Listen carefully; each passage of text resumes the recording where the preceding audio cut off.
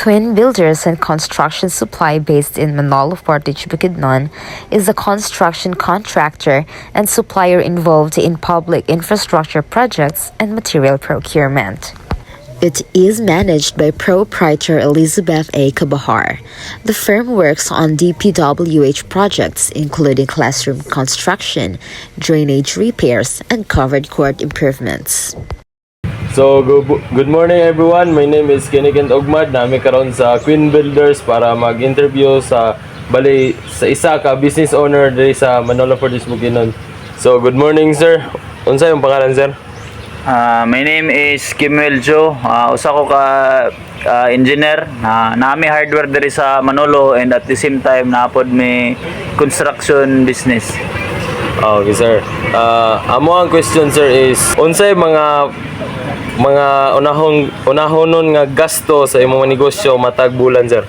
Ang mga gastuhon yun nga kaning dako gid sa ugan, ang una gyud siyempre ang supply nimo kani imo mga display sa tindahan, mao man ato ang ibaligya no. So kinahanglan nga naa gyud tay mga stock. Ang stocks nato ug ang operating cost, which is mao ang kaning operating cost mao ni ang ato ang mga labor, and then sa ato apong uban nga mga operating cost nato ang abang sa diri sa yuta unya kuan pod gasto sa mga krudo. Ang stocks nato okay ra man kay dira kay taingon nga makuratan ta sa gasto tungod kay pwede man sa utangon sa mga supplier. Ang dili nato mautang kini yung labor, so di na pwede ninyo mautang ang labor. Kinahanglan nga depende sa sabot ninyo sa inyong mga tao, weekly ba or kinsinas, kinahanglan inyong obligasyon mahatag yun. Unsaon nimo pagkaklaro ang imong mga gasto sir? Fix ba na siya, variable ba o mix? Ay may fix na gasto, napoy variable nga gasto. Mo nang ma-mix gid sa kay unsa may mga fix nga gasto kining abang sweldo sa tao mura na sag mabutang na sa fix kay kabalo naman ta pila ka adlaw ilang trabaho niya. Ang kaning variable sa krudo na to di man ta kabalo kana nga karon nga semana kusog ang delivery, di man ta kabalo sa kaning pagkumpra nato balik sa mga materialis, di man ta kabalo og either mo daghan ba sa quantity or mo gamay. Variable pod gyapon ang iyang presyo kay dili man fix ang presyo sa mga materialis. Samot na sa sitwasyon nato karon nga gataas ug ubos usab ang ato ang fuel. Giunsa nimo pag-andam ug pag-monitor sa budget sa imong negosyo? Kinabuhat na mo diri, kinalista gid namo tanan namo ang mga expenses. Ang income mo gyud nasa sa negosyo, imo yung isulat tanan nimo income, expenses dayon, less expenses apil na dira ang capital nimo, mga operating cost, sweldo, mga maintenance sa mga sakyanan. Ingon sa pag-monitor kay para makabalo ka og ginansa baka or lugi baka. Unsa mga pamaagi nga imong gigamit sa pagdumala ug pagkontrol ani nga negosyo o sa imong gasto? Murag lisod magkay makontrol ang kuan. Importante lang idara nga imo yung i-manage ang imong negosyo. So for example diri sa ato hardware, monitor nato ang kuan kani ang ato mga tao o sa ilahang pag-deliver og asa na sila dapat og layo ba or dool.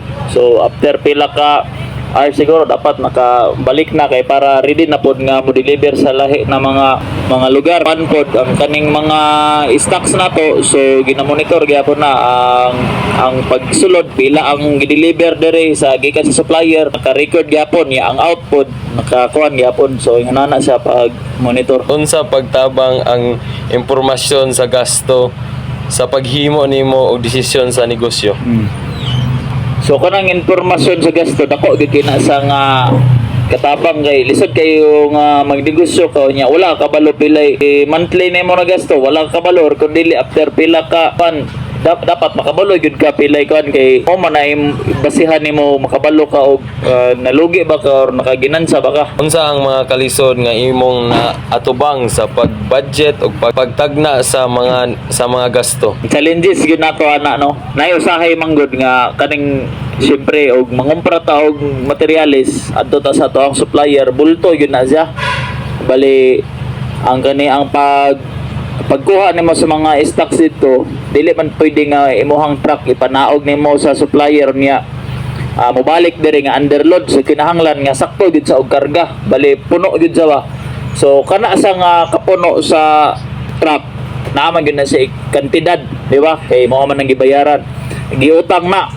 So for example, pag abot diri sa tindahan og after pila ka months og di pa na sa ma-dispose, wala pa nahalin, kumbaga nya ang imong katong materialis na imong giutang, siyempre mukuha naman to sa maningil naman po to ang supplier nimo kay putanta na amoy terms, pila ka terms ninyo, 30 days, 60 days baka.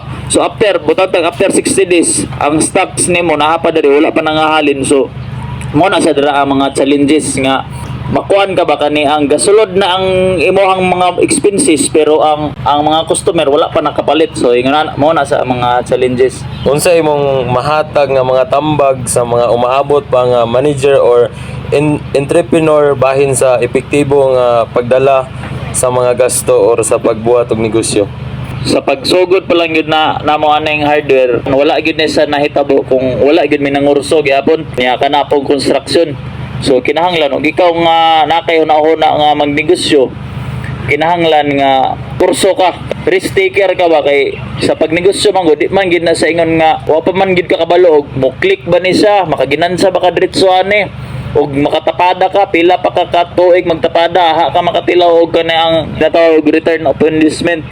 So kinahanglan nga ikaw nga isip ngini naguna-una ka nga magnegosyo, isure sa gyud og kani ang ug unsa imong gusto gyud nga inegosyo nga kana ang inegosyo pod nimo kana ba gyud yung linya pod nimo, kay lisod kayo og magnegosyo ka nga di man nimo linya. So para sa ako usa ko ka engineer, so ang inline ang ako ang amo ang ginanegosyo inline sa ako ang hilig or kanang sa ako ang profession. So, more na sa nga ako ang matambag sa mga future entrepreneurs. Sige, thank you sir.